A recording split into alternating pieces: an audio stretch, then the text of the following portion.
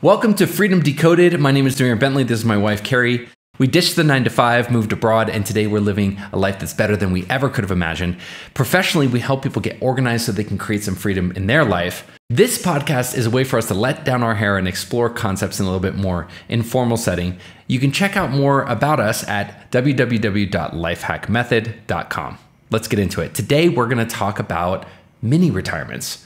What is a mini retirement, and should you take one, and could you even take one this year? Within the next year, could you be in retirement? Show note really quickly.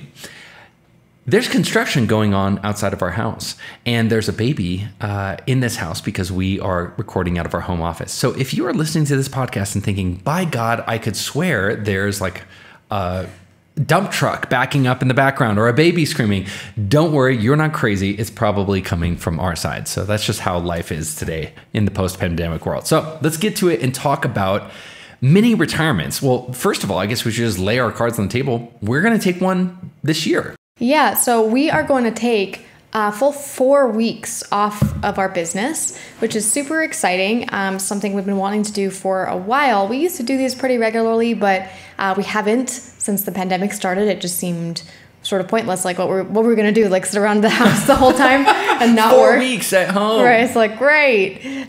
So now that we are sort of post-pandemic, at least for all intents and purposes, I know that's not everybody right now, so my sympathies if you are still in the throes, and maybe we'll go back to that too, we don't know, but we're going to strike while the iron is hot, and we have planned a trip to Paris for 4 weeks later this year. Okay, out of curiosity, I'm sure somebody's wondering, why Paris? Paris is my dream city. I've always wanted to live there. And since we are nomadic and we have our own business, I feel like it is time that we just like bite the bullet and go for it. Okay, that was the crappiest retelling because you did not give me credit for being the instigator of this. That's true. Tell it the way it happened. I definitely because didn't give you then credit. At least as a husband, I'll get It was an pretty iota exciting, of credit. I mean, you got to understand, I have been nagging Demir for like years to go to Paris. And he doesn't really love Paris. Killing me with this story. Okay, What? keep going. Keep going. Fine. I guess I'm not telling it right. Whatever. Well, the whole setup is I've been wanting to go to Paris and Demir has been saying no. That is not what happened. What happened is I walked in. I saw you reading your book on Paris. I have a book on Paris, first of all. I saw you reading your book on Paris, and I walked in here and I was like, you know what? If we don't change something, we're not going to do any big adventures this year. And I walked into the other room and I said, I've decided something and there's no going back. And you were like, what? And I was like, we're going to go to Paris for a month this year. And you were so happy. And somehow, through the contortions of your brain. I was going to get to that part. I was literally going to make you the whole hero of the whole story.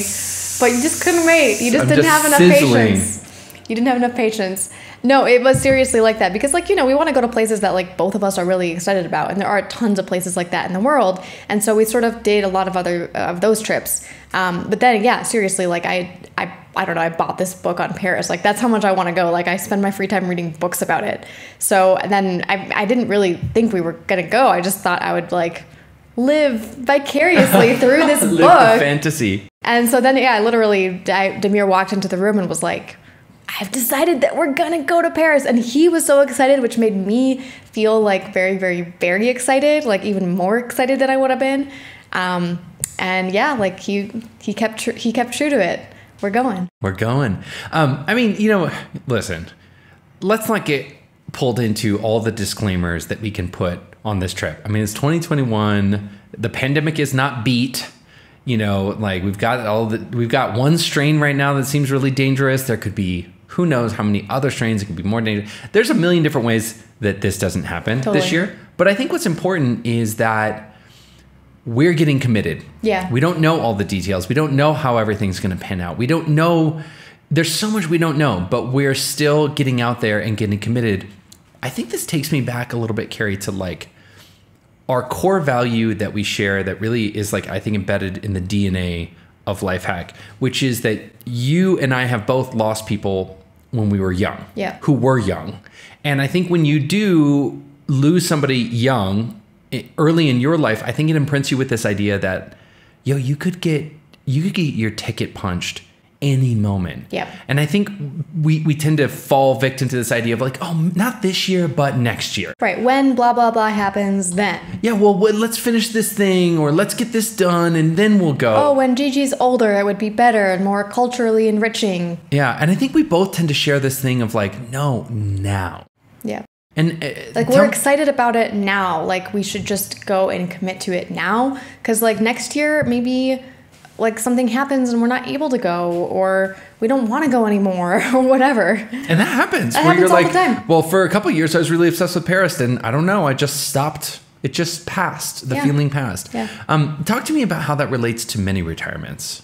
Yes. So basically, mini retirements are where you take retirement, but when you're like young and still in the workforce. And therefore... when you could still enjoy it. Yes, exactly. Well, you can enjoy it when later too, but you know you can enjoy it now. The future doesn't have a guarantee attached to it. Yeah. So you're actually de-risking your retirement experience by taking retirement early and making it like mini. Of course, it has to be mini because like you still have to make money and do work, but you can carve out these chunks of time where instead of it being a vacation where you're just recharging, you're actually like doing something completely different with your life. Yeah. In a retirement sort of fashion. Like, you know how retirees take on new hobbies and passions and stuff? Like you're doing that. Like you're not going on vacation. You're like choosing something else to do for a while. And I think this idea of categories is hard because we were talking about this before the podcast. So much is changing now. It was going to change before the pandemic, and the pandemic just made it feel like it was light speed accelerated. One of the things that's changing is that we don't really have good definitions for some of the new things that are coming into our life. Like, for example, workcation. Right? When we first started our digital nomad journey, we had some friends who were further along than us, who took us to the side and said, you need to create a new category in your life. And that new category is workcation. Right now, you only think about work or vacation. And now you need to create this third category, which is like, hey, normally when you travel to a distant land, you get to just sort of like throw off any responsibilities and just spend all day exploring. You can't do that when you're working remotely, right? So you need to create a new category. I feel like mini retirement is a completely new category that we need to create in our brain. Yeah. Like it is not retirement. You still have responsibilities. You still probably need to check your email at least once in a while to make sure nothing's blowing up, right? I mean, it's a different category, and yet it's also not vacation. Right. You're not just, I think you said this earlier, vacation is sort of like in and out, like done. You're almost in a rush. There's almost this feeling of, I've got to get it all in. And whenever we take mini retirements, there's a leisureliness to it that has a lot more to do with retirement than vacation. Because frankly, vacations can be so stressful. Yeah. This is not about like, we're not going to like be going to every single one of the tourist traps. I mean, we are going to go to some because like, hello, Paris. Yeah. But it's not going to be the point of it. Like the point is to go and live there and to like see what it's like to live there. And like in preparation, we get to learn some French. And then when we go, we get to like eat all this amazing food, and it's going to be cold, which is so different for us and so novel since we live in Medellin. I'm excited. I'm like buying sweaters and stuff. So yeah, I mean, it's about that experience of like just taking yourself and putting yourself somewhere different. It's not about vacation. I love it. So let's get down to brass tacks. The number one thing that we hear with people is great for you, Carey and Demir, but I couldn't do that. Right. I wouldn't be able to do that. Yeah. You have created this like special little niche that you can live in, but the rest of us have to suffer and we can't do this. And I reject that wholeheartedly. I'm not saying there's nobody in the world who couldn't do that. There are careers, there are circumstances where people couldn't.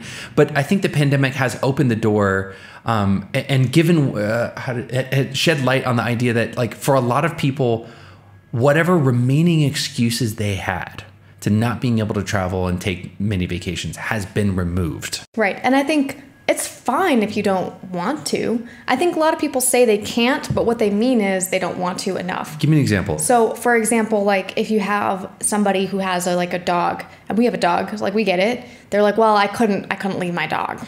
I mean, like the care options for dogs in my area are like horrible. I just couldn't do that to my dog. It's like, oh, you mean that you don't want to do that to your dog? Because you could make that choice and then you could get on that plane. Or you could figure out a different possibility, like, I don't know, your dog could be taken care of by somebody else, like a friend for like a little while. Or you could take your dog, it doesn't matter. But the point is, like, people often say they can't do something, and what they should say is they don't want to. And I'm not willing to, I don't want to, I don't want to deal with the stress of it. Exactly. And I think that language is important, because when you say you can't, it's like some external force is physically preventing you from doing something. But when you say that you don't want to, it reminds your brain that you are still in control of your circumstances. And choosing. And you're choosing. And that's fine, whatever you choose. Well, and let me prove it to you right now. 99% of the people who are listening right now are like, oh, good for them, but they don't realize my circumstances. Exactly. I would throw out this. If somebody walked into your house and put a gun to the head of the person you value the most and said, you need to figure out how to take a month off in Paris, or I'm going to shoot this person right now, all of a sudden a whole new world of options would open up, and you would instantly get reprioritized, and you'd say, you know what, the dog can handle staying with my neighbor for a month. I think they could handle. But can't is such a strong word. It closes the door on even entertaining the possibility. I like to live in the world of, hey, everything's possible if you put a gun to my head. Right. If you put a gun to my head, anything could be possible. And then it's just a question of how motivated am I, right? Because a lot of people say, Demir, that's such a morbid analogy, putting a gun to your head. And that's like the stick of the analogy. But you could also have the opposite, which is like the carrot of that same analogy. If the reward was big enough, you would motivate yourself to do it. And all I say is that just represents 100% motivated. If you put a gun to the head of somebody that I love the most, you would see the most motivated version, the most stimulated version of Demir to get this problem solved, right? So I think that actually leads into maybe the first thing that we talk about with mini retirement, which is step one is get massively committed. When I say committed, I think you and I share this. I think most people use the word committed incorrectly. Yeah, they just use it as like, well, I'm telling you I'm committed, so therefore I'm committed. like I said I'm committed, therefore I'm committed. But most people know that if somebody says they're going to come to your birthday party, there's like a 50% chance they're going to come. If you live in LA, that's like, that goes down to like a 30%, 20% like 20% chance. So first of all, let's be clear that saying that you're committed is one of the least committed ways of doing anything, right? So when we say committed, often we mean by getting out there and, creating a scenario where if it doesn't happen, there's actually negative consequences, right? Yeah. Well, and that could exist in so many different ways. For Carey and I, with the Paris thing, we have booked our Airbnb and we have booked our flights. And if something doesn't happen, we are going to lose that money. Right. That puts us in a highly motivated place to try to preserve that money. So even if something happens in the future that makes it harder for us to go to Paris, we're more inclined to overcome those obstacles because we are committed financially. Exactly. Yep. So for example, you could feel like right now, like, okay, well, I'm, part of my job is processing 200 emails a day. How the heck am I supposed to get away from that? Like, how am I going to be able to take a mini retirement, and also process those emails? It's like the first step is just deciding that like you're going to figure it out. Basically. Deciding and putting money on the line. Preferably. Put something on the line. It doesn't even have to be money. So one of the things that you could do is also make a declaration, right, to people that you care about, where you would lose face if, right now, if you don't realize it, Carey and I are making a declaration that we're going to go to Paris for a month. Guess what happens if we don't go? I can promise you.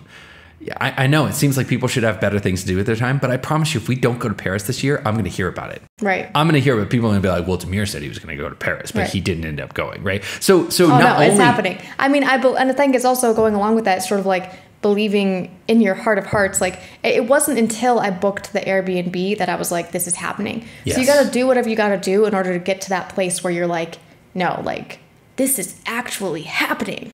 Yeah, and once in a blue moon, you can get that, like, no going back, close the back doors, the only way out is through feeling without putting anything on the line. It happens, but it's pretty rare. Yeah, and I mean, I will also say that, like, we declared this, and it's coming up pretty fast, but we actually started planning for it about a year ago in our annual pre-planning. Yes. And so this has been sort of a culmination of a lot of preparation we've done, including like rearranging our work schedules in a certain way. We'll get into that. Let's get into that in a second. But I just want to close by saying You might be out there saying, well, if step one is just getting committed, but here's the thing.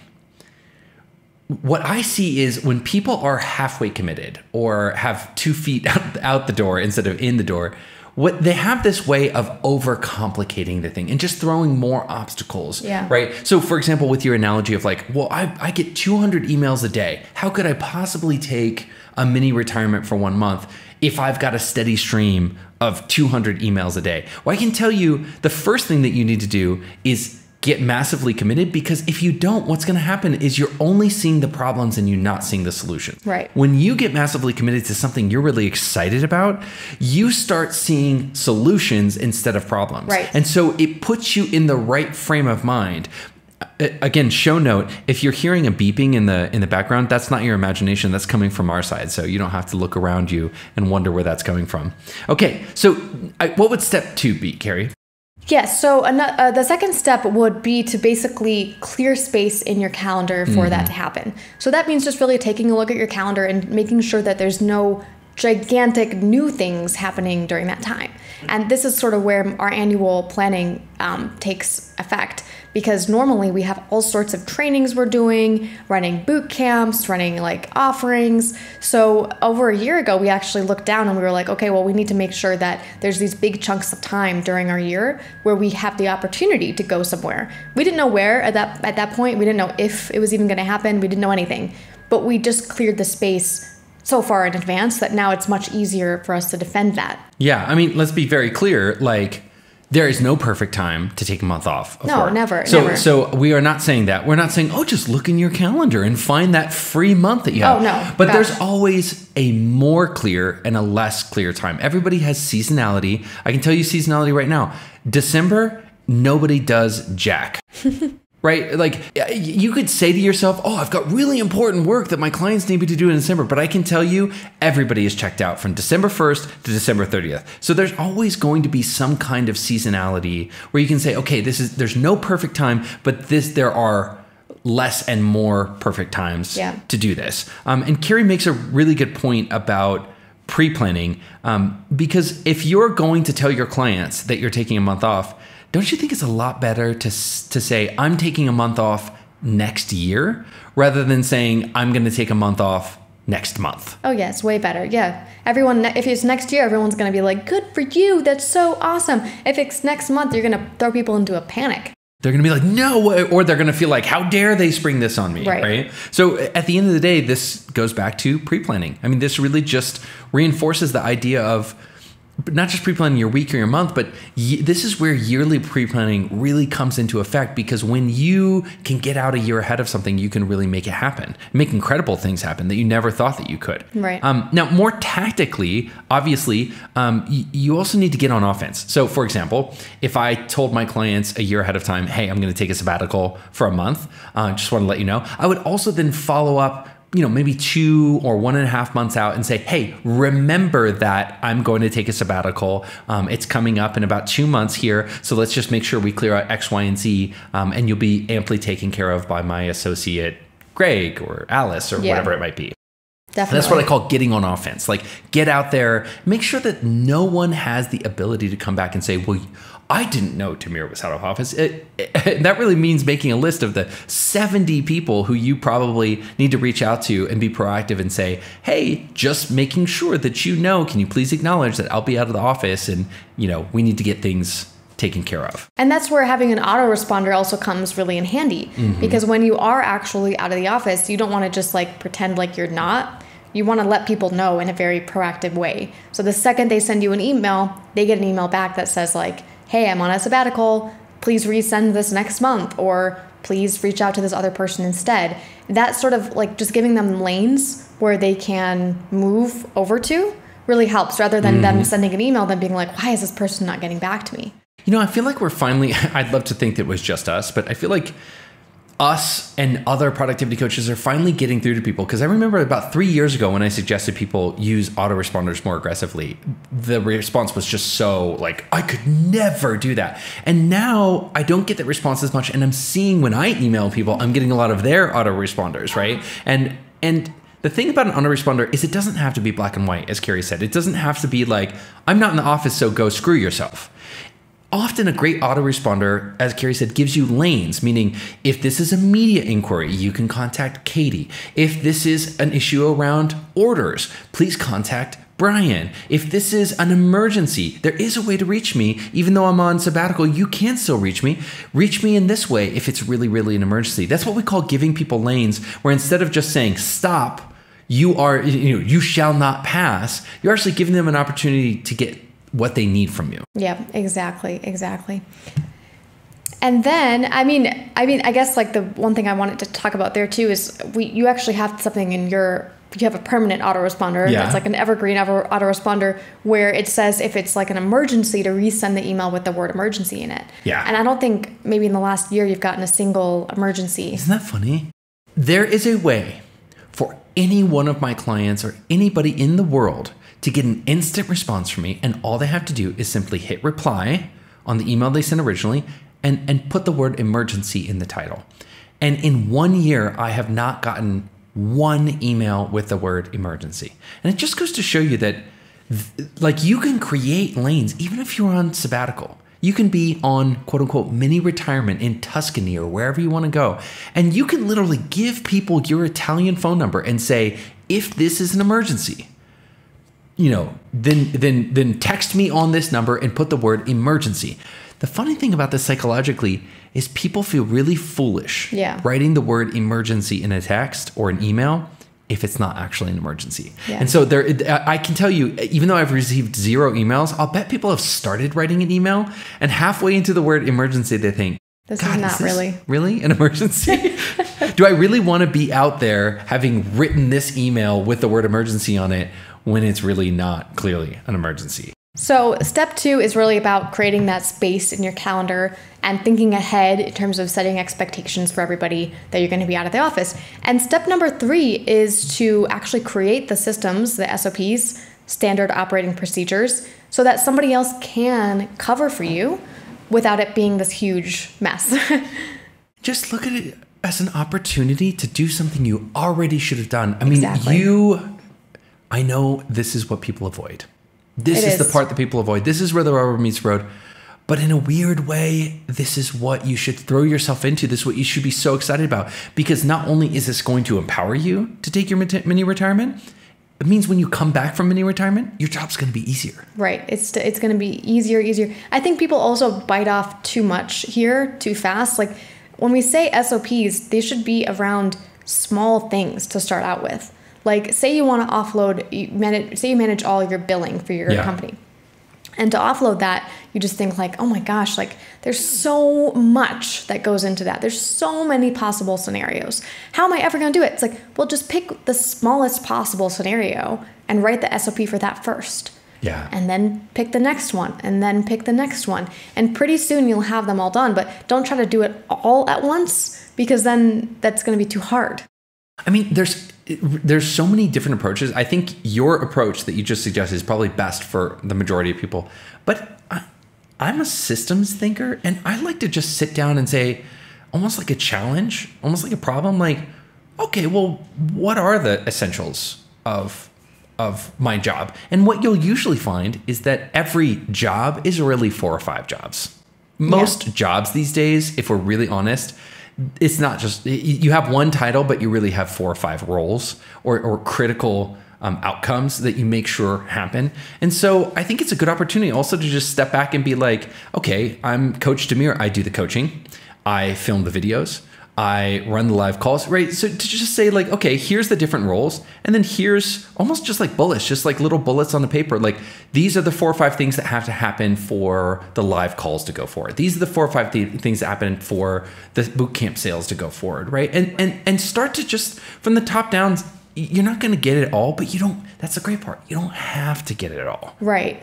Just get it's the 80-20 rule in action. Really 20% of what you do is 80% of the value of your role. But so just get that 20. It has to be connected directly to an outcome. Like I've had a lot of people sort of start with the SOPs by sort of like, like giving a brain dump like about their company and like their values as a company. It's like, that's never helpful for anybody else who's doing your tasks. Yeah. They need to know exactly how you want something done. Yeah, bottom up, not top down. Yeah, exactly. It's so unhelpful to do this top down, and then people are like, why aren't my employees reading between the lines? They don't seem to get it. I need a self-starter. It's like, yeah, well, you need to give better instructions to these people. Like, the information's in your brain, and when you talk about it like philosophically, that's never helpful. It's much better if you talk about it in like the way that you actually do things. But also, like, really, the top 10% of what you do can never be outsourced. Exactly. Like, right? keep hold of that. Like, that doesn't matter. So don't even try. Don't try to duplicate yourself. Start from the bottom instead of the top. Start from the easy stuff. Easy things. Let's go back to the analogy, right? So it's actually ripped from one of our clients who said this. They said, but Demir and Carey, like, I've got 200 emails a day hitting my inbox. How am I going to take a mini retirement if for 30 days I'm getting 200 emails a day, and then I'm going to come back and have that kind of quantity of emails? And what you really want to do is you want to just actually take it from the bottom. What's the easiest fruit to take off this tree? I can promise you, you do not get 200 important emails a day. Right. And now I get it that it makes you really afraid to get 200 emails a day, but I'm going to lay down $1,000 right now that if I go into that person's email, there's at least one stupid newsletter that should not be in there. So why don't we start by maybe pulling that out of it? Right. Not ours, of course. We would never pull, not the life hack method emails. But even, for example, here's another thing with SOPs. Every person has about 9 reasons they get email. This is my theory, but I keep seeing it reinforced. I think it's like 3. If you took somebody's inbox, it really boils down to 9 avatar problems that you keep solving over and over and over and over again for people outside and inside of your company. And so the first thing is to say, okay, well, let's start creating some template emails so that when I'm away, instead of Chris, the guy who's covering me, having to reach out to me every single time he gets it, I can say, Chris, there's 9 reasons, more or less, that people reach out to me. 9 main reasons. And each of those reasons, I've created these template emails. And so if somebody reaches out to me for reason number 1, you can just send them this template email and say, hey, if this didn't solve your problem, then get back to me. Yeah. So, and for those of you, you're not pretending that you're not on vacation. It can sound like, hey, this is Brian. I'm covering for Demir. Demir gets this question a lot. And so I'm going to send you a response that Demir has. See if this answers your question. And if not, please be sure to get back to me, and I'll be sure to reach Demir on vacation. Okay? That's going to eliminate 90%, because the truth is that most people are in the center of the lane. They're just asking the same questions over and over again. Right. Yep, totally. I mean, I think that, you'll see that people are either asking you for things, like things they want you to do. They're asking you questions about something they're doing. They need a response about a question. That's great for SOPs and email templates, like you just said. Or it's like an FYI email that doesn't even need a response. Yeah. And that, I would say, is like 90% of emails people get are just FYIs that you're CC'd on them. Might be good to keep informed, maybe not. Like, maybe it's a newsletter and you don't need to read it at all. And so then that's the sort of thing that, like, your email person who's going to be covering for you doesn't even need to process. SOPs are great for managers because they reduce man risks. And that means that if you lose somebody suddenly, you're not going to freak out that they're taking all that information. But for employees, it's so great because it means that you can take a vacation and not be sweating bullets. Yeah. Thinking, oh, any moment they're going to call me, things are going to blow up. When there is a reason for you as a employee in a company to SOP every single thing in your job. Why? Because then you can take that month-long vacation. And if somebody reaches out to you, you can just really quickly say, I created an SOP for this. Here it is. Bye. Go away. Yeah. Right? I mean, and it's such a huge benefit. I can't emphasize it enough. Okay. Now, step number 4 is take this opportunity to redesign your workflow so that a lot of things aren't necessary. Right. You're going to have to take this as an article of faith, but it is 100% true that any person who takes a job that they do and thinks, okay, I need to now simplify this and rationalize it such that Carey can do this job for me when I'm gone and I won't be around to answer any questions. In the process of doing so, you will find out for some of those tasks that you can either eliminate huge parts of the task, meaning you can take a 30-step process and be like, oh, wait a minute, I've never really looked at this, but let's make it a 10-step process. Like 20 of these steps can actually be removed. you might even find that you can remove the entire thing. That the entire, not that it wasn't necessary, but that you can do it in a better way. And the way I like to think about that is when you're going through something, think about like how someone else could potentially mess it up, right? Because like you do the mental gymnastics of like making quick decisions in your head because you just have so much knowledge about your business and how you want things to work. But if you're like, if I was somebody else, like for example, instead of creating 2 graphics, could I make it such that I could just create one, but use it in 2 places? Yes. Like little things like that that just help de-risk that particular process and make it less likely that someone else is going to mess it up. I love that you said de-risk. That's so true. So we have this term called TACO. TACO is an acronym that stands for terminate, automate, consolidate, and outsource. And it's actually in that order. Yeah. So whenever somebody says to me, hey, Demir, I want to take a mini vacation, how would I do it? I would say, you need to taco this. So in order, the first thing you need to do is look at everything that you've got and say, what can I terminate? And often people are very binary, like, well, I can't get rid of that step. Okay, but can you get rid of a part of that step? Exactly. Right. And so that's where people get too extreme about this, where they're like, well, if I can't eliminate the whole thing, then I can't eliminate. It's like, no, that whole step in your workflow has 30 different steps. Could you take it from 30 and maybe take it down to 15? Yeah. Right. Like lean it down, because the more that you can do it, it means that it's easier for somebody else to do it on your behalf. And that means that they're less likely to get confused or overwhelmed or get it wrong. And I can tell you the number one place to look for those like terminates or consolidation ones is to start using templates for stuff. Oh, yeah. So like a lot of the things that you're doing right now, you'll find that like you're, I don't know, writing something out and you're writing it from memory every time. If you just think of like, hey, wouldn't it be great if someone else could just copy and paste this when they're doing it? That way it's worded exactly the way you want it. And there's not going to be any mistakes. Like templates are the best. So you just got into the second one, which is automate. Right. So terminate would be like, let's use our email analogy. You've got 200 emails a day and you're thinking, how am I going to go on a mini vacation or mini retirement if I can mini vacation? How am I going to go on a mini retirement if I can't do something with these 200 emails a day? The first step would be to go through the inbox and start unsubscribing from all the emails and newsletters you don't need to be on.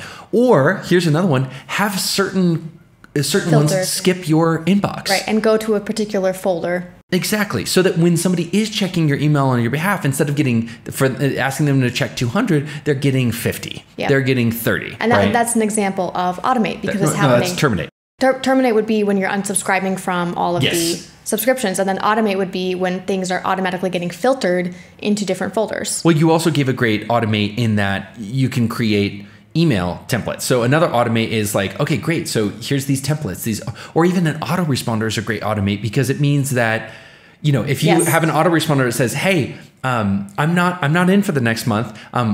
Your question is probably going to be on my FAQ page. So if you want to check my FAQ page, do that right here. That's a great automate to just deflect people and allow them to self-serve. Right. Then of course there's consolidate. Consolidate. Yes. So consolidation, I think of it for us in particular as we prep for Paris, is there are certain things that we have to do ourselves because we're service providers. We don't sell a product, we sell a service. Yeah. And that means we have to be present coaching. So a lot of those things are like recording videos, recording trainings. So what I want to do is consolidate those to either happen before the trip or after the trip. Yeah. And get them sort of like batched in such a way that I can either get them done first, which would be preferable, or delay them so that I can do that when I return. So I can promise you that you guys might not even notice that we're going to be gone, because you'll still be getting your emails. We'll still be posting YouTube videos. Why? Because we consolidated our filming days, did a little bit ahead of time, and we're going to be able to just keep dripping that out. I think if you really apply yourself to this taco concept, then what you're going to realize is when you come back, having tacoed all of your core responsibilities, not only will you have been able to take a mini retirement, you're going to come back and you're going to be like, whoa, my job feels like 100 times easier because I terminated. Here's the thing. We always grow fat. in our roles, in our workflow. Yeah. Right? We always accrue steps and processes that maybe don't serve us at the highest level, but it's fine. It's fine that happens. It's natural. But you need to have moments where you go in and you cut away the fat. And so a mini retirement is not just a great thing for you. It's also a great opportunity and a catalyst for you to taco your role and go, what can I terminate? What can I automate? What can I consolidate? What can I outsource? Such that when you come back, you actually come back to a better role. Exactly. It's going to be amazing. It's like, yeah, it's going to benefit you long into the future. And step number 5 is putting it to the test. So what I love to do is design in sort of like stress tests. Yeah. So rather than just saying like, well, I hope everything goes well while I'm gone, actually doing some practice runs beforehand. So for example, we recently took a trip to California for just a couple weeks. So instead of it being a month long, taking 2 weeks off is much, much easier than taking a whole month off. And that gave us the opportunity to sort of first recognize what we were still missing, like where the gaps were, but also just to like test it and see if it even worked at all. Yeah, I think people get this like what I call crystal castle syndrome. And the crystal castles, they want to build this they just have it all in their mind and it's so perfect, and then I'll take an action. Right. The problem with that is you build this beautiful concept in your mind and then life happens and just one thing changes and the whole castle comes falling down. I'm over that. I used to do that. I used to be the worst at that, and I'm overdoing that. I'm the kind of person who's like, how can I beat the hell out of this thing today? How can I take an action this week? How can I get this thing bloody and muddy so that I can see if it's really going to work? So a good way to think about this is doing a series of incremental small tests. So when people come tell me, Demir, my big goal is to automate my business so that I can be sitting on the beach with a computer and everything is like running itself, I always say, okay, well, let's just take one day out of your business. Like can you even leave your business for one day? And people often say, oh God, like this would happen. I'm like, would it really happen? Right. Would it really happen? Like, I think we make a mountain out of a molehill. Maybe it would. But the point is to start in those places and get like 1 day off, then get 2 days off, then get 3 days off. Long weekend, a week. Yeah, start building it up. The best way to know what's going to blow up when you're not there is to not be there. Yeah. And I mean, it's what I like to do even when I'm offline is still work like maybe a couple minutes a day just to check in on things because I think it relaxes me. And so that's sort of like step number 6 for us is like be present, but in what we call stealth mode. What's stealth mode? Stealth mode is when other people don't know that you are present. Like you want to give the impression that you are like completely unreachable. That's ideal. But you still want to be able to be like checking in on things because to me, it's very unrelaxing to have my business be like a black box that I can't see, right? That would be very stressful. Yeah. So instead, we just check in, we just make sure that everything's okay, and then we check out again. Yeah, I mean, and I'll tell you, 30 minutes a day, 5 days a week, if you've been working full time, is still going to feel functionally like you're on complete vacation. Right. Because most people, if we admit it, we care about our jobs, we're invested in our careers, and so it's going to be hard to enjoy your day in Paris if you think that maybe there's something blowing up. It's best for you to just pop into your inbox, just check and see if there's anything exploding, and then say, okay, no, and then you're going to be able to go to those museums in Paris and go to that cafe and feel a little bit more relaxed. Yeah. But don't make the obvious boneheaded error of replying and starting to get into the mix again, because even if you tell people you're on vacation, if they start getting responses from you, they're just going to say, oh, well, I don't know, you responded. So I guess that means it's like you're fair game. You're making yourself fair game when you respond. So here's one of my tricks. Here's a little advanced bonus trick.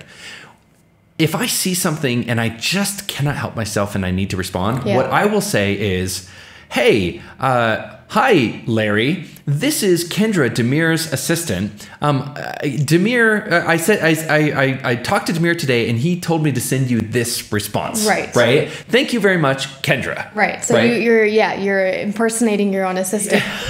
So, by the way, if you email me and you ever get a response from Kendra, I'm sorry, you will probably never know whether it's actually Kendra or it's me, because I do that once in a while, and it's a mechanism to create that distance and say, hey, reminder, Demir is still on vacation, but I'm here and passing this information through to you. Right. Yep. So that maintains that stealth cover mode. The stealth mode. I mean, like, let me talk about what could happen that is probably likely to happen. And that is something really weird goes horribly wrong while you're out of the office. That's happened to us. That's happened to us, and I'll show you how it went.